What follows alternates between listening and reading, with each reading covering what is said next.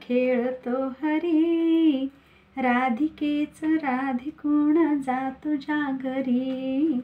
आज गोकुळात रंग तोची चोर चित्त चोर वाट रोखतो. वाटते आज गोकुळात सखे खेळतो हरी, राधिकेच राधिकोण जा तुझ्या घरी. आज गोकुळात सखे. नमस्कार, मी सुवर्णा, तुमचं माझ्या चॅनलमध्ये खूप खूप स्वागत आहे. श्रीकृष्ण म्हटलं कृष्ण अष्टमी आणि पुन्हा असतो तो म्हणजे गोपाळ काला. आता हा गोपाळ काला म्हणजे काय, तो कसा केला जातो आणि याचं महत्त्व काय आहे हे निश्चितच माहीत असणं गरजेचं आहे. कृष्ण जयंतीचा उत्सवासाठी तयार केल्या जाणाऱ्या विशिष्ट प्रसादास गोपाळ काला असं म्हटलं जातं. दहीहंडी आणि कृष्ण जन्माष्टमी यांच्याच निमित्तानं हा प्रसाद तयार केला जातो. श्रीकृष्ण जयंती व्यतिरिक्त वर्षभरात जेव्हा काल्याचं जेव्हा कीर्तन होतं ना, तेव्हासुद्धा त्या कीर्तनानंतर गोपाळ काला केला जातो. म्हणूनच त्या कीर्तनाला काल्याचं कीर्तन असं सुद्धा म्हटलं जातं. आणि पाहणा, ज्ञानेश्वरीचे किंवा दासबोधाचं पारायण किंवा अनेक दिवस चालणाऱ्या अशाच एखाद्या ग्रंथ वाचनानंतर अथवा कीर्तन महोत्सवामध्ये शेवटच्या दिवशी काल्याचं कीर्तन होतेच. आणि वारकरी संप्रदायामध्ये वारीची सांगता ही गोपाळ काला करूनच होत असते. आता दहीहंडी म्हणजे काय? कृष्ण जयंतीचा उत्सव भारतात सर्वत्र साजरा होतो आणि महाराष्ट्रात विशेषतः कोकणात या उत्सवानिमित्त दहीकाला होतो. श्रीकृष्ण त्याच्या बालपणी आपल्या मित्रासह गोकुळातील घरामध्ये जाऊन त्या टांगलेल्या शिंकाळ्याच्या मडक्यातील दही खात असे. त्यासाठी मुले मानवी मनोरा करायचे आणि मग ते मडके फोडीत असत. ही परंपरा आजसुद्धा भारतात दहीहंडीच्या रूपानेच साजरी केली जात आहे. गोविंदा आला रे आला, गोकुळात आनंद झाला असे गाणे गात अनेक लहान थोर पुरुष घरोघरी नाचायला जातात व दहीहंडी फोडतात. कित्येक ठिकाणी गोपाळकाला करून कृष्ण चरित्रातील काही सोंगेसुद्धा आणण्याचा प्रयत्न केला जातो. गोपाल म्हणजे काय हो? गायींचं पालन करणारा. आणि काला म्हणजे काय? एकत्र मिसळणं.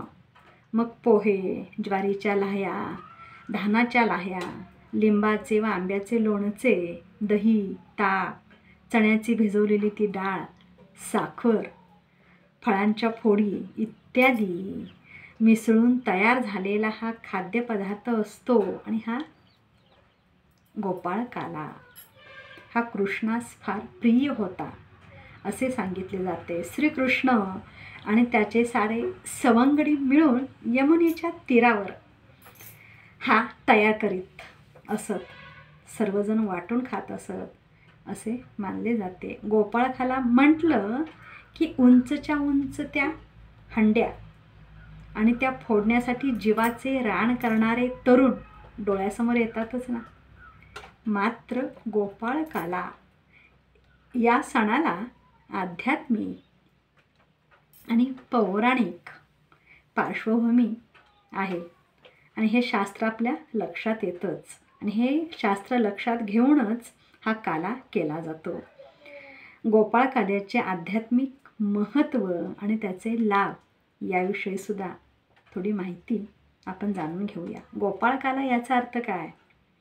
श्रीकृष्णाने वज्रमंडळात गायी चरत असताना स्वतःची आणि सवंगड्यांची शिदोरी एकत्र करून जो खाद्यपदार्थांचा काला केला आणि सर्वांसह तो ग्रहण केला. या कथेला अनुसरून पुढे गोकुळ अष्टमीच्या दुसऱ्या दिवशी काला करण्याची आणि दहीहंडी फोडण्याची मग प्रथाच पडली.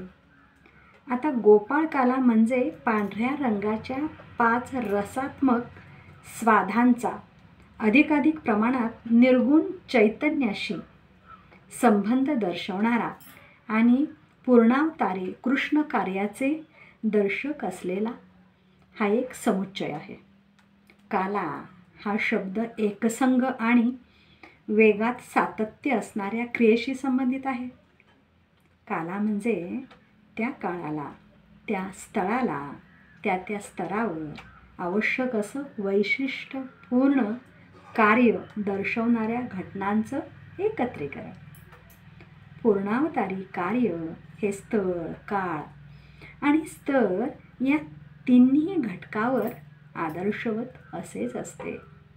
या कार्यपत्रिकेत विविधांगी जीवनांचे पैलू आध्यात्मिकरित्या ईश्वर नियोजनाद्वारे मानवजातीसमोर लीलया सारी उलगडून दाखवले जातात.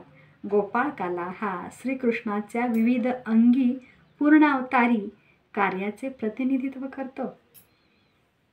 आता याच्यात घटक कोणते असतात गोपाळकालात? पोहे, दही, दूध, ताक आणि लोणी हे काल्यातील प्रमुख घटक.